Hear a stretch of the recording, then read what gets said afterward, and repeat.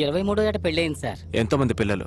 2 పిల్లలు sir, 1 carrying sir. ఆ విషయంలో నేను కింగ్ సార్, హ్యాపీస్. నా వయసు ఎంతో చెప్పు. మీ గడ్డను చూసి మీ వయసును ఎలా కనిపెట్టగలం సార్? 26 ఏళ్ళు. ఇంతవరకు జీవితంలో ఒక్క అమ్మాయిని కూడా లేదు. ఎన్ని రోజులండి బాత్రూంలోనే. బీచ్ లో ఎటు చూసినా వాళ్ళే కనిపిస్తున్నారు, అంత ఎండలోను.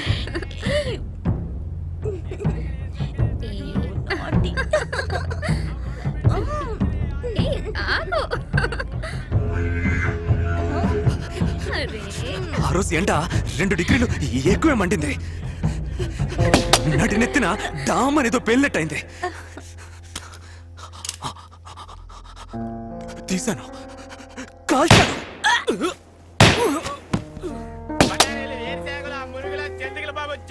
దరిద్రం బీచ్ కూడా బెడ్రూమ్ చేశారు కదా. ఆ రోజు 2 డిగ్రీలు ఎండ ఎక్కువడానికి కారణం నేనా సార్? ఓజోన్ లేయర్లో బొక్క పడ్డానికి కారణం నేనా సార్? నా జీవితంలో ఒక్క అమ్మాయి కూడా లేకపోవడానికి కారణం నేనా సార్? అదే డబ్బు నోడు ఈజీగా తీసుకెళ్ళడానికి కారణం నేనా సార్? నా జీవితంలో అంజలి లేకుండా పోవడానికి కారణం నేనా సార్? చెప్పండి. నా అదృష్టం సార్, పోయిన వారం మీరు బీచ్ వైపుకి రాలేదు. ఏమన్నారు? బ్యాటరీ ఛార్జీ తక్కువగా ఉంది సార్. త్వరగా కంటిన్యూ చేయండి సార్. చంపడానికి కారణాలు ఏం అక్కర్లేదు. Killing someone is very simple, like an art. అడవి మనిషిలో ఉన్నా కూడా ఆంగ్లంలో అదరగొట్టేస్తున్నాడు. A highly created process, something like an intercourse. ఎవరైనా చంపేటప్పుడు తుపాకీ ఉందే తుపాకీ, ఈ వేలు రక్తం చేతికి అంటినప్పుడు పరవశం, ఎక్స్టసీ. కానీ కళ్ళు తెరిచి చూడగానే అది అది రియల్లీ పెయిన్ఫుల్. మనం చిన్నప్పుడు స్కూల్లో ఎగ్జామ్లో ఫెయిల్ అయినప్పుడు పాస్ అవ్వాలి, నెక్స్ట్ ఇయర్ అయినా అనుకుంటాం కదా. అదే విధంగా ఒక మొర్ర తర్వాత ఇంకోటి చేయకూడదని బాగా అనుకుంటాను. కానీ ఈ చెయ్యిందే, ఈ చెయ్యి దీనికి వణుకు మొదలవుతుంది.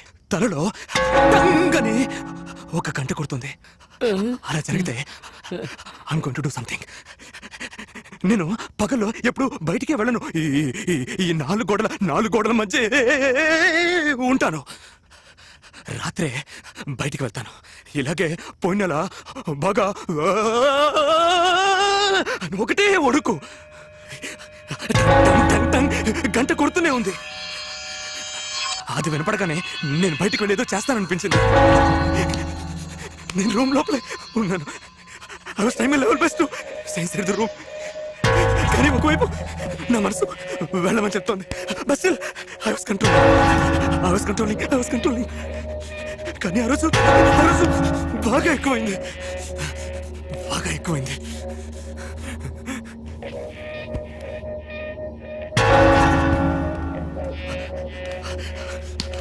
ఆ తర్వాత తలుపు తెరిచేద్దామని వెళ్ళిపోయాను. ఆబ్రా శబ్దం ఆగిపోయింది.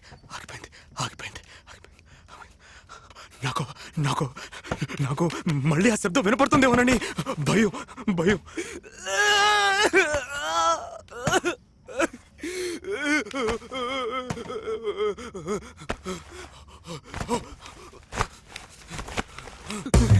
నాకు అర్థమైపోయింది, ఇక్కడ కంట్రోల్ చేసుకోవడం నా వల్ల కాదని. నేను బయటే ఉంటే ఎవరికైనా ఎప్పుడైనా నా వల్ల ప్రమాదం రావచ్చు. సో బెటర్ పోలీస్ స్టేషన్కి వెళ్దామని పరిగెత్తాను. నాకు తెలిసిన ఒకే ఒక పోలీస్ స్టేషన్, నన్ను డ్రైవర్తో కూర్చోబెట్టిన సీతమ్మధార పోలీస్ స్టేషన్. వెళ్లే దారిలోనే వాడిని చూశాను.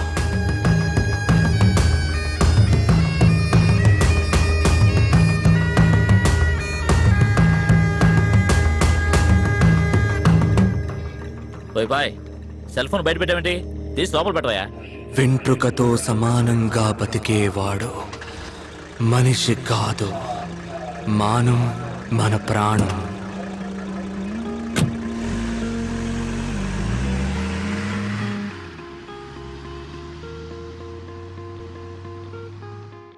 అప్పుడే నాకు అనిపించింది నా సమస్యలన్నిటికీ వీడే కారణం అని.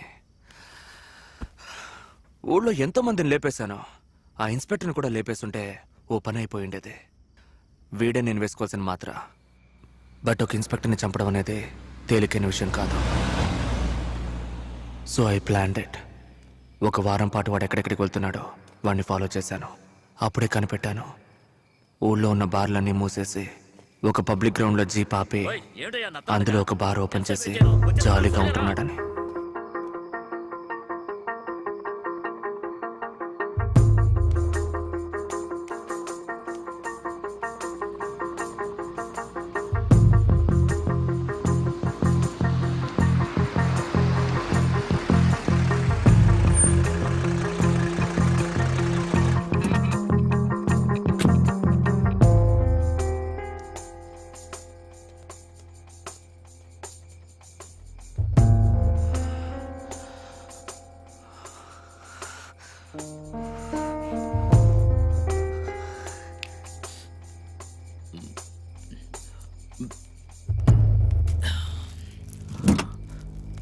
ఎవరది?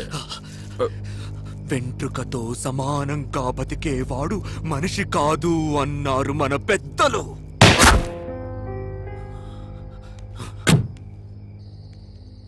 నాలో ఉన్న క్రూరత్వం నశించినట్టు అనిపించింది. నా మనసు ఎంతో తేలిగ్గా ఉంది. హత్య చేయాలనే ఫీలింగ్ ఇకెప్పటికీ రాదు అనుకున్నాను. ఆ అరుపులు, ఆ ఏడుపు నన్నేదో చేసేసాయి. ఎన్నో చేశాను, కానీ ఎవరికైనా ఉపయోగపడే విధంగా నేను ఇంతవరకు ఏదీ చేయలేదు. ఇప్పటికైనా ఏదైనా మంచి పని చేయాలని నా మనసు కనిపించింది. రే అది ఎవరో చూడరా. ఎవరా నువ్వు?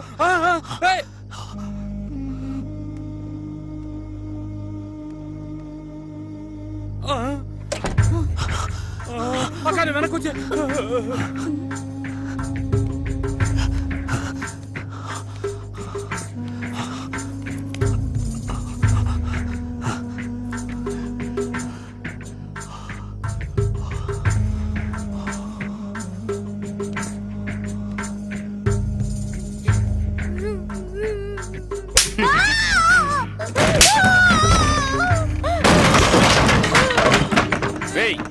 ఎవరా నువ్వు?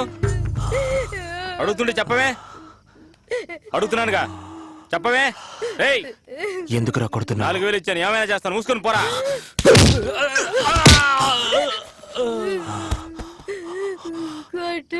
చెప్పండి.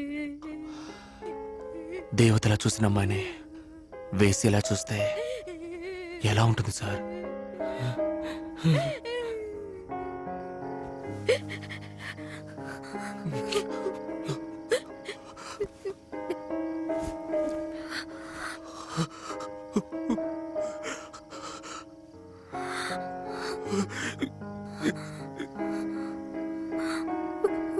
ప్రభా, నన్నే కొడతావా? బయటికి పోరా. పోరా, పో బయటికి. పోరా, పొమ్మన్నానుగా.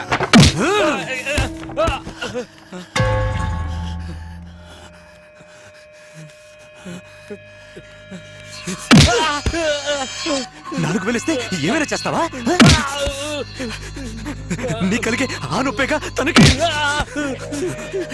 అదే రక్తమే కదరా, అదే మాంసమే కదరా.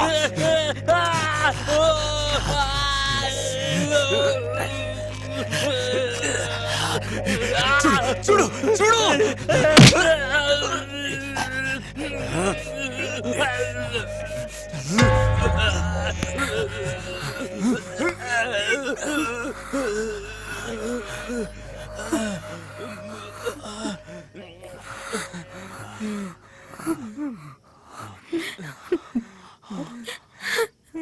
ముందు ఇక్కడి నుంచి వెళ్ళిపో.